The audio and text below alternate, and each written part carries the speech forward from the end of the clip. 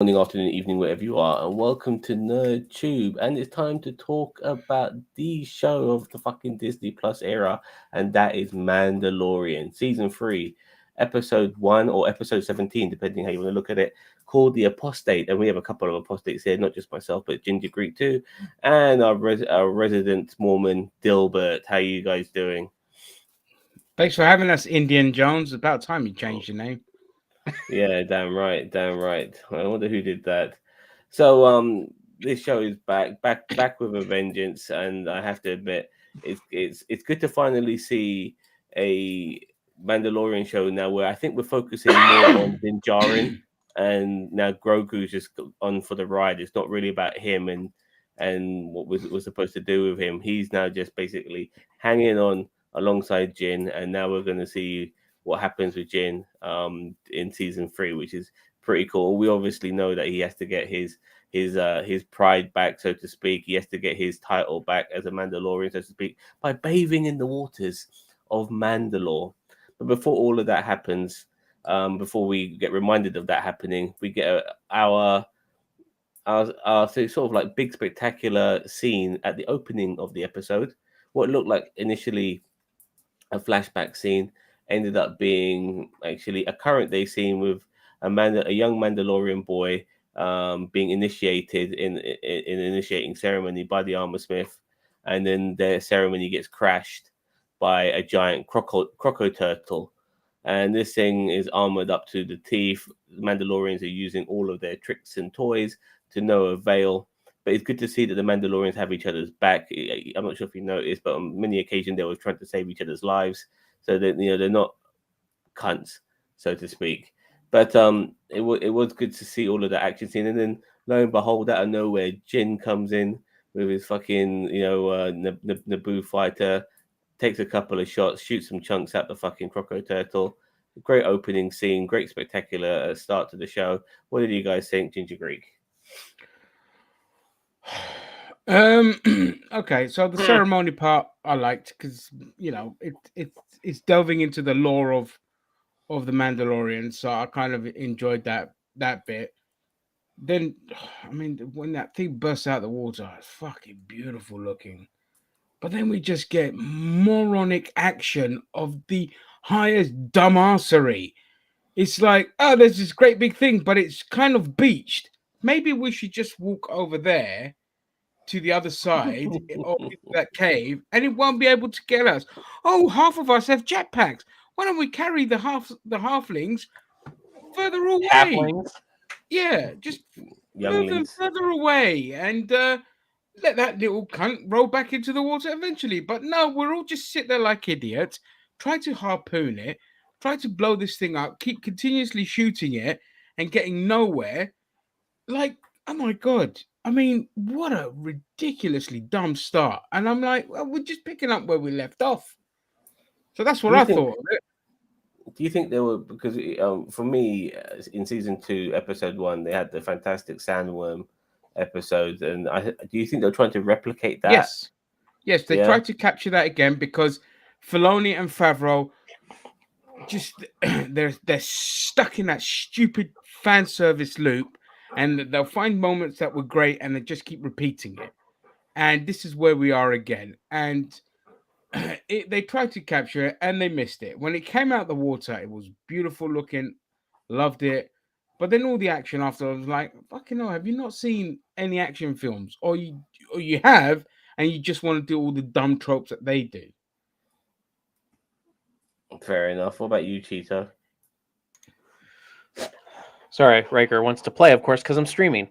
Go.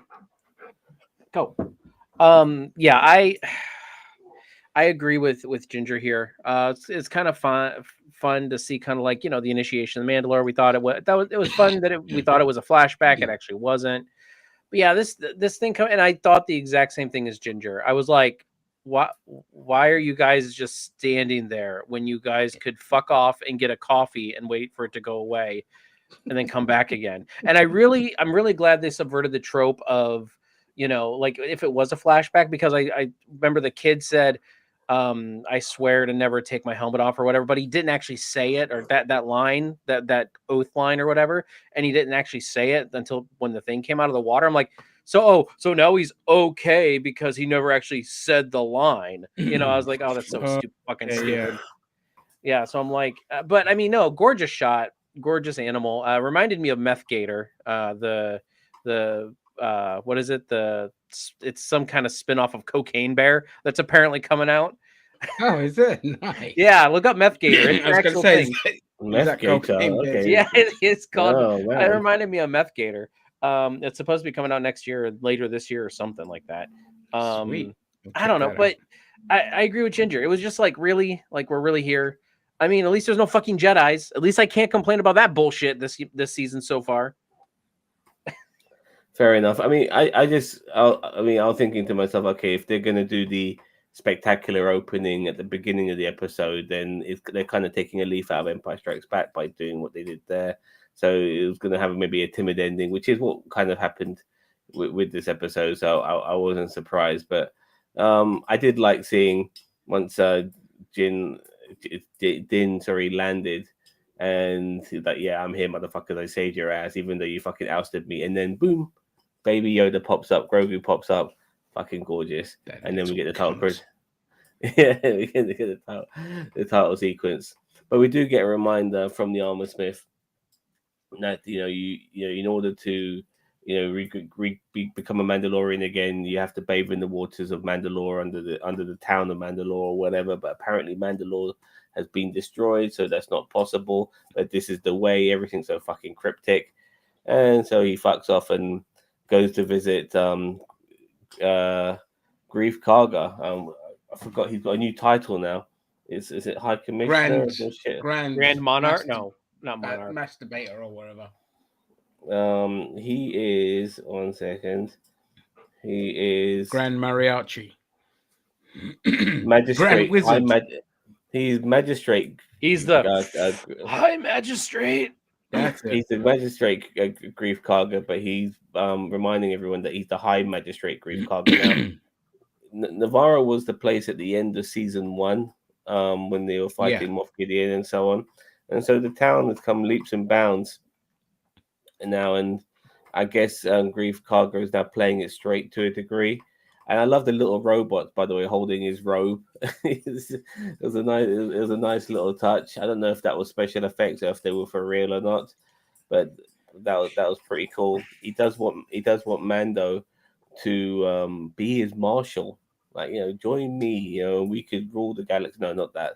He wants him to be his marshal. He wants him to be his marshal. The towns is gone leaps and bounds. They don't want to be part of the Empire or anything like that. They want to be their own place. But before anything else occurs, we get some pirates popping along, and these pirates, they look like fucking pirates because I couldn't help noticing their clothes. I mean, like they were, if you, they had the outfit of pirates, so to speak, and they want to have a drink. The place where all the negotiations used to happen is now become a school. Grief is not happy seeing these scum and villainy. He mentioned that word, by the way, which was pretty cool. Didn't like seeing all that scum and villainy in the area. Tells them to fuck off. They don't want to fuck off. And then we see a nice little draw sequence, just like in westerns. I love all that shit. And then eventually Mando takes out the rest and they all fuck off and all of that. What do you guys think of the pirates? I mean, these are going to be like reoccurring mid-level bosses, I guess, for Mandalore, for Mando. Some like pain in the asses he has to do, I guess, during this season. Don't you think? The pirates. Yeah, anyone? I mean, we're definitely kind of, hopefully, setting up another main bad in the pirates. It was nice when he went back to the place and seeing how far it's progressed and how like one bar used to be a school, and Carl Weathers, I forget his name, his fucking character, but Carl Weathers, yeah, really embracing his role. And he's a bounty hunter, so you don't expect him to be humble in his new role. He's kind of taking it in, and that part makes sense. Say, hey, I'm the High Magistrate, not just Magistrate or whatever. He's just reminding people, listen, I fucking changed this place for the better, and put some respect on my name. So that part's great. And then we just get into the kind of silly pirate, no lack of subtlety and you know, silliness of it, but it's nice to see Mando just guns them all down along with Carl Weathers. So that was a nice payoff rather than them just walking away. Yeah. I will say this, like we have 3 seasons of this now, but I really enjoy seeing Carl Weathers not playing Apollo Creed, but even when he played Dylan in Predator, he felt like he was playing Apollo Creed. Like he really is like showing a level of acting. And the funny thing is, he's a cult actor, so people are always going to know who he is, but you don't really see him in everything during the course of his career. There's been, Yeah, no, I like him in this. I think he's great. Yeah, and playing this sort of regal character, I'm really Yeah. enjoying. I'm really enjoying his performance. What about you, Dilbert? I mean, this part was great. I mean, seeing the city again. What's it called again? Nassau? I don't remember what it's Navarro. Yeah. I mean, it was great seeing that. I mean, it looks really nice. It's nice to see the scum and villainy turning around. Totally unbelievable though. You've got people there and parents, and they've got kids, and they change a bar into a school. No, that bar is going to be more hopping than when the scum and villainy was there. They're going to put all their kids in bed, and they're going to walk down to the pub. Like, totally unbelievable. 0 out of 10 stars. They'd have their kids in the bar. Yeah, right. They'd have their kids in the bar. But no, I mean, it was fine. I almost jumped out of my chair. I almost went and messaged Ginger and said, Ginger, aliens. Oh yeah. That was the first thing. I was just like, holy shit, there's aliens in this. Yeah, loads of fucking aliens in this. I was thinking the same thing too. Ginger's gonna love this. Fucking aliens. Yeah, Doug, I enjoyed seeing the aliens. I was very happy, especially when we get to the later part. I got a comment on that one. I'm like, oh god. Well, look, let's go through some comments here. I love that Taika Waititi wasn't back. I was thinking to myself, yeah, I'm sure you'd have loved that too. Fuck for that. He left for 4 apparently. I genuinely believe it had studio interference. I'm not so sure, but no. John Favreau has free reign. The pirate reminded me of the Galaxy Quest bad guy. That was it. I couldn't put my finger on it. That was it. Thank you, Vance.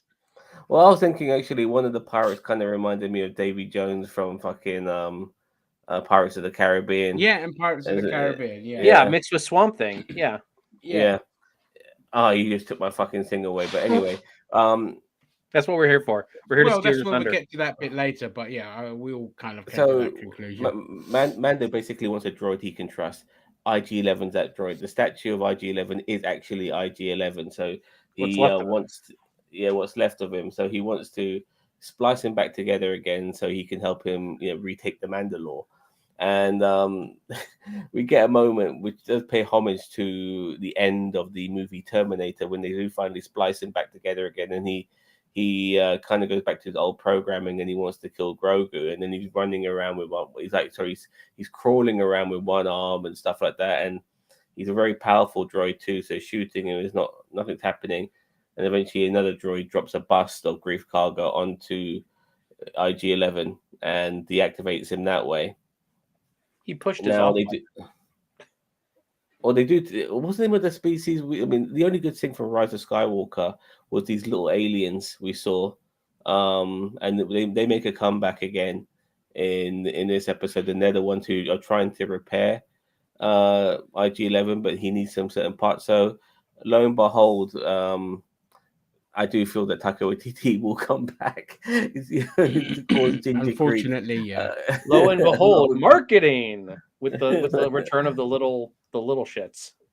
So yeah, and I mean personally, at least he's coming back in droid form, and the IG droid looked pretty cool. I remember in the original when season 1 before it came out, and you see the IG droid spinning around and stuff like that.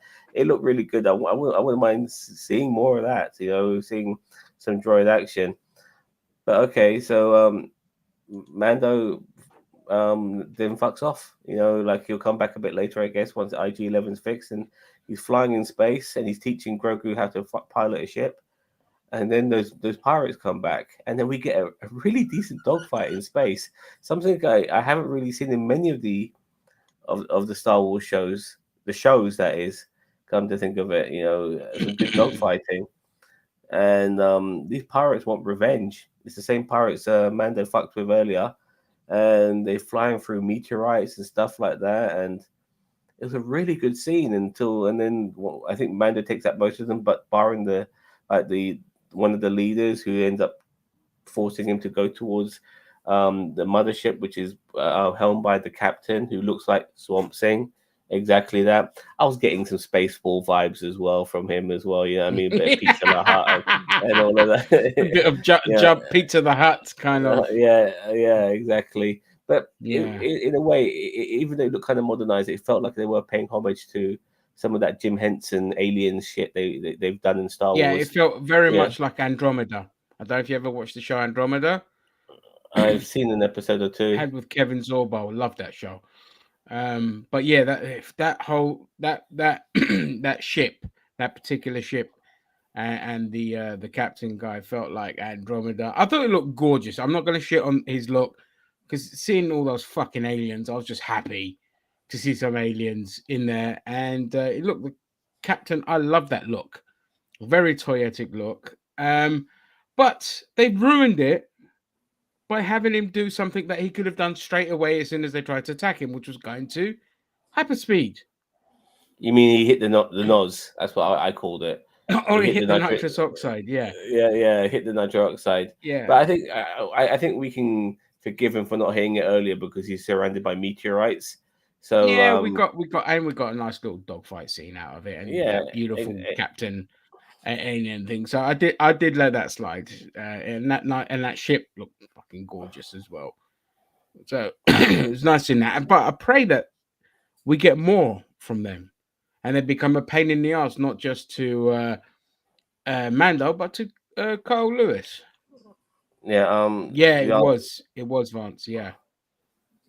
Carl Lewis, what, the sprinter? Sorry, Carl Weathers. Carl Weathers. Sorry. Carl Weathers. Damn it, I still got Carol, Lewis Carroll and all that shit in my head. The artwork for the ship was amazing. It totally reminded me of the old Wing Commander movie, Capital Ship. And as the Wing Commander expert here, I say fuck that movie. That movie's like, well, you guys wouldn't even get that. That's like the Dragon Ball evolution of, to Dragon Ball Z. Is Wing Commander the movie to Wing Commander the game.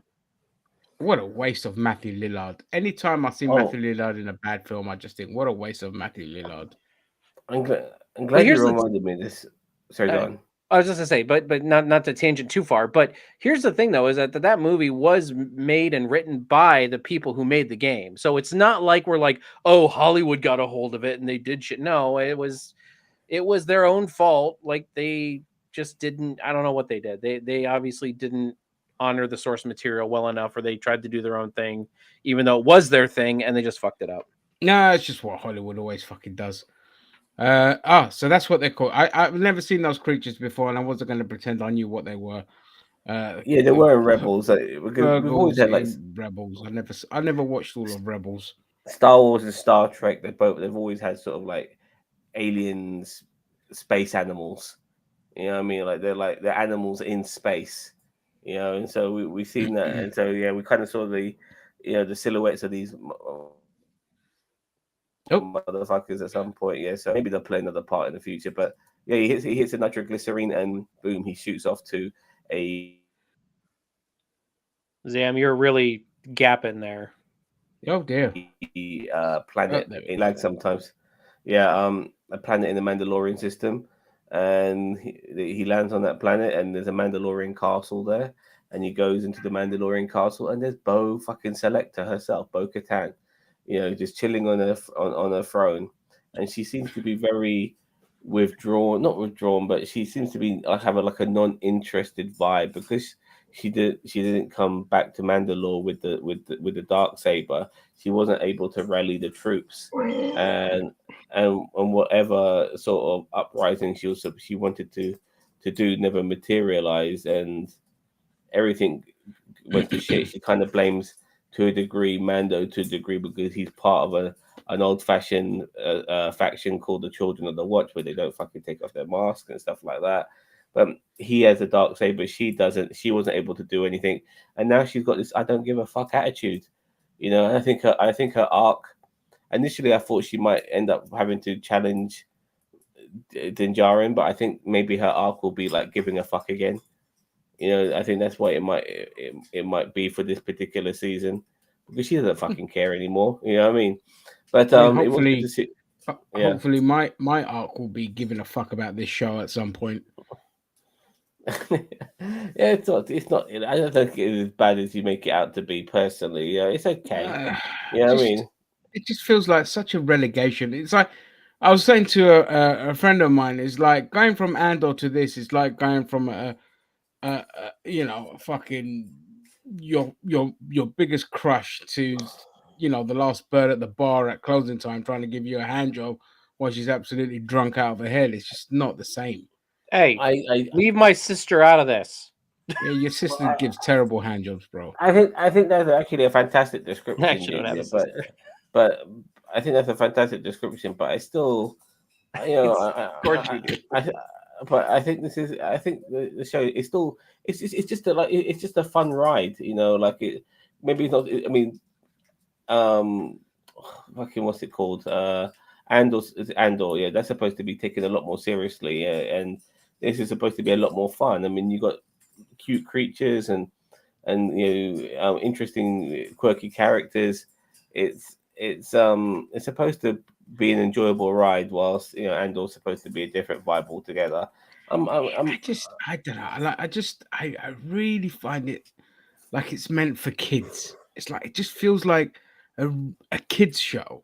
Like it just treats the audience like idiots, and that's mainly because Filoni and Favreau are mediocre writers. If I'm being perfectly honest, all right, it doesn't try to. Like I'm waiting for that moment, and I'm not going to include like the Luke Skywalker moment because that was like fan service, and we all had a good laugh. But I'm just waiting for that moment with this show where I'm just like, fucking hell, this is just amazing. But I'm just trotting along because it's just a nice Star Wars universe, but it's vanilla for me. Okay, I mean, we are in the first episode as well. I mean, I'm looking forward to when he ends up going back to Mandalore, seeing that in live action. Obviously, it'll be a Mandalore that will be totally decimated. So it won't be anything. It won't represent the visuals you would have seen in the Clone Wars cartoons. But nevertheless, it'll be good to see him finally go there. I would like to see how they portray that in live action.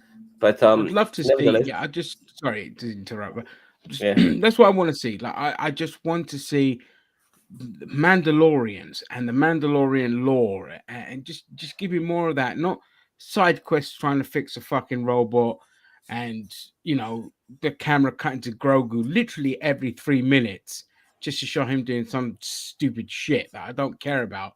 Fuck that frog. But if we get a lot of Mandalorian lore, then I can forgive it because at least we get something to explore that's interesting. I mean, we got a decent amount of Mandalorians in this doing Mandalorian shit. And that was the best part.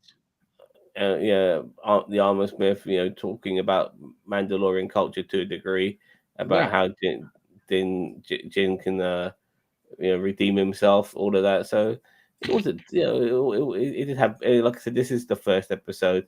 How many episodes in the season? Is it 8? I think it's 8. I think it's 8, yeah. But here's my big thing is that this was really like a mediocre episode 1, like very like lower mediocre episode 1 in my opinion. Mm-hmm. If this was like episode 3, it would be fine. But here's the thing: we already got the first 2 episodes of the season in Book of Boba Fett. Like that, this is what I was afraid of, is that they did all of like the bigger stuff and all that in the Book of Boba Fett and that gave us 2 of the best Mandalorian episodes in a different fucking show. Yeah.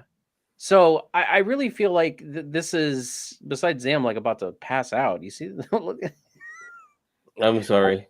it's okay. That's all right, dude. If you're tired, you're tired. You know? Yeah, it's tired. But Sorry. like I just, we got like all of the big, I feel like we got all the big shocking stuff. We got the Skywalker and Ahsoka stuff. Like, even though I'm not a huge fan of it, we got all that shocking stuff and all that stuff that should have been Mandalorian episode 1 and 2 of season 3. And now we have a Mandalorian season 3 episode 1, and it feels like Mandalorian season 3 episode 3. It's just kind of that lull episode, but it was the first episode. Yeah, it could have been a bit. It could have been a bit longer. Like episode 1 of season 2 was almost an hour long. Yeah, it felt like it was 38 minutes. That's with credits and intros and previously on, and it's like, because I saw that and I'm like, what the fuck? I'm like, what is this? Like Bonanza half an hour? Like what? Yeah, I mean, I'll forgive it if we just kind of get really in, like, just more Mandalorians, him interacting with other Mandalorians, and really give us the lore that we should have gotten in the first 2 seasons. And because he should have been on Mandalore this episode, like that. Just keep it there, and I'll be very happy, even if not a lot happens like in Andor. But it's getting to the nitty gritty of it. And I'm not saying it has to be like Andor. What I mean is, like, just be a bit more grown up. Stop delving into, here's the creatures from this film, and here's this is like fan service. Here's more fan service. It's like, stop that. You're adults. You're meant to be fucking 2 old ass mature men that have produced some good stuff in the past. Why are you relegating yourselves to tropes here? Marketing. Yeah, marketing. Sell toys, even though the toys aren't really selling that well anymore. So just, okay, if you want to do the green stuff, that's fine, but give me a lot of Mandalorians and the lore. That's all I ask. Okay. Like I'm going to Tuesday. I feel like in this episode he should like, I feel like the whole Nassau thing. I don't remember the name of the city. I'm terrible with names. Navarro, that's it. I knew it started with an N. I felt like the Navarro stuff maybe should have been in a different episode. Like, maybe he left Mandalore to go get something because, Carl Weathers' character had it, and he knew he had it, so he went to go get it, and that's why he was there. But he should have been on Mandalore this episode. I felt like in Book of Boba Fett, they left it on he was heading to Mandalore at that point. Now we're like dragging our feet getting to Mandalore, even though we're in the system, because we he stopped at the Mandalorian castle, like, and saw Bo-Katan, apparently just like Netflix and chilling with herself. I was surprised when she walked, like the way she's sitting like this. I'm surprised when Mando was walking away, we didn't see her pull out her dildo out from behind the. That would have got this episode a 10. Like, seriously, like I don't like this arc that they're putting Bo-Katan on. Just like the I'm bitter and angry because you beat me trope. Like, no, she's not that. She's more pissed off that she wasn't able to do the uprising. Troops. Yeah. And she's bitter, and I mean, like, she's bitter at herself, like, like she's pissed at Mando, not at him, but like she's pissed that she couldn't beat him, and obviously he's there, so she's gonna treat him like shit. But it's just like, why didn't she just challenge him then and there? Like, why are we dragging our feet on this? I mean, I didn't mind the Bo-Katan stuff, because as long as it leads to something, it lasted 30 It's not just we see her on the throne and that's the end of that. But it'll be interesting. Unless if she just turns into a mopey cunt for the whole show, it's just like, just kill her off. Well, right? Let's go to the comments before we wrap this up. Is the Darksaber a dark side relic? What does it do? It is not a dark side relic. It is a lightsaber created by a Mandalorian Jedi who tried to bring the Mandalorians together. He was this is back from the old Republic era. I'm betting the waters below Mandalore are force imbued living waters. That one of the main reasons the planet was glassed or gassed, or even I No, mean, it looks glass. like Basically, like when you bomb a place, Yeah, you and the glass rock it. turns just to fucking glass kind of thing. Yeah, bomb to glass. Okay. Yeah. Melatonin bear equals Zam. Okie dokie. It helps you It's sleep. basically it's basically the royal crown of Mandalore. Whoever has it is the leader at Nerdiverse. Yeah, exactly. Um, Catan is sitting just like molded when he sat on the throne of Mandalore. Good spot. And um, I'm hoping that maybe things will improve. I have no problem with Mandalore not being in this particular episode. You know, we still got several more episodes to come. Let's not throw all our eggs in one basket. It's a nice little setup here and there. Good to see Carl Weathers back as well. So and I'm hoping that this season now won't rely on Luke Skywalker and the Ahsoka Tano Easter eggs. Like it's got its own characters established. Nice mention of Cara Dune. I was going to Personally, say, yeah. I personally, I wish Grief Karga said, "Well, we found that Cara Dune was a transphobe, so we told her to fuck off." You know, that would have been a better that would have been a better response. Or if they were a little more like they would have been like, well, she wasn't really accepting of some of our ways around here, so we kind of had to exile her. Okay, a little bit more sensitive. She died taking a vaccine or something stupid like that. We had a virus here, and she just wouldn't get the vaccine. I just want to quickly say that if you look at people like Nerdrotic and other people, Mr. H and all of these motherfuckers, they're backing people like Gina Carano, saying that she about what she said, and it was really cool that she said that and she was speaking her mind. But they're saying that she's gone on to better things, but she's going on to Ben Shapiro movies after leaving Star Wars. Is definitely making $890 at the box office. Yeah, he's not going on to better things. And as much as they want to sugarcoat it as much as possible, she honestly had been given something, really amazing here in being an established character in Star Wars and possibly having her own spin-off show. And she fucking. I think she was supposed to be in that. What is it? The Knights of the Rangers. Rangers of the Republic. I thought she was supposed to be in that movie. Like she was supposed to be one of the Rangers. Yeah, she had all these things, but she just couldn't keep her mouth shut. Who cares? We don't need another QAnon cancer. No, keep her mouth shut, but she couldn't. She thought she was big enough that she could get away with saying all this stupid shit, and eventually, she realized she couldn't. And now, I'm sure she's like when she's like standing next to Ben Shapiro, she's probably thinking to herself, "Oh my god, like I was in Star Wars, and now I'm fucking making stupid films about Hunter Biden's laptop." So yeah. This is how far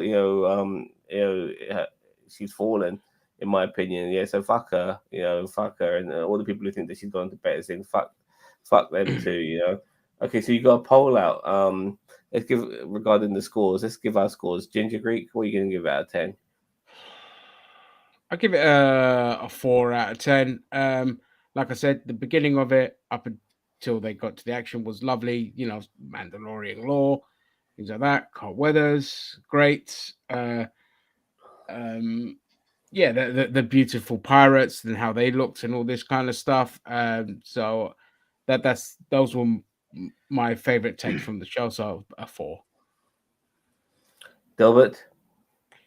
I'm going between a 5 and a 6. I don't know. I'm probably gonna settle on a 5 just because I really wasn't impressed. As I said in the beginning, like some of that was good. But I really felt like that this episode, as I said, this was an episode 3. Like this is after the initial wave of episode 1 and 2, which was in Book of Boba Fett, and now this is like kind of the lull a little bit after everything gets going. I really feel like, and on top of that, this episode I felt extremely short for a season premiere of a Disney Plus show that should not have any run times on it. I felt like they glossed over things. The only thing that was really cool was kind of like the space fight with the pew pews and Captain Swamp Thing. That was really cool. IG-11, don't care. Yeah, just there were a bunch. For me, there was a bunch of missteps in this episode. So I'm going to give it a 5, a very generous 5. I don't know. I will agree with you. I think the episode of Book of Boba Fett where we see Mandalorian on that space ring and stuff like that, and him doing some bounty hunting before maybe catching up with Grogu. I think honestly that would have been a superb season premiere for season 3. It would have started off fantastically. I do agree with you there. Nevertheless, I think maybe you guys are thinking the show should be a lot deeper than it should be now. I kind of accept it for what it is. It's a bit like the A-Team in space, but with one man, and that's Mando. I kind of treat it like that. Listen, all I know is hobo. When Baby Yoda starts talking, the girl that plays Ellie from Last of Us needs to do the voice. That's it. That'd be the most meta of meta things ever. I guess so. Going to do a bit of a masculine voice though, because Baby Yoda's Grogu's a male, but yeah, but they could Bart Simpson him. Yeah, I guess. Yeah. Yeah, I mean, like in Japan, like all of their kids are like voiced by women. They just change your voice a little bit. Fair enough. So I want to give this a high mark, but I'm almost embarrassed now. But fuck it, fuck my embarrassment. I'm giving it an 8 out of 10. I enjoyed it. That's why your internet died. I had a good time with this episode. Yeah, you were lagging there for a minute, but we heard your fucking 8. Yeah. No. Yeah, I had 8 out of 10. I had a good time with this episode. I'm very happy that the Mandalorian is back. I've kind of accepted what the show is, and I'm just there to enjoy the ride. And even though it might not necessarily end up being the show that I wanted it to be, I did want it to be a bit more dark. I did want it to be a bit more seedier. But all right, this is how it is, and for what it is, yeah, this is the way. This is how it is, and for what it is, it's not too bad. You know, it could be Book of Boba Fett, for fuck's sake, and it isn't. So that's it could be Obi-Wan, exactly. Or it could be Andor, and it could be good. Yeah, but it needs to. That would require maturity in the director's seat, and more Brits. A lot more Brits. And more Brits, yeah. I think that's what this season of Mandalorian is missing. Brits. Yeah, Brits. Yeah, exactly. So, all right, that's our take on it. Let us know what you think in YouTube land regarding your scores and marks and all of that. Let us know. Comment below and join us tomorrow as we go from Star Wars to Star Trek with Picard Season 3, Episode 3. Same time tomorrow, so join us then. Don't forget to like, share, subscribe to NerdTube, the greatest YouTube channel you never heard of. Thank you, lads. Take care, everyone.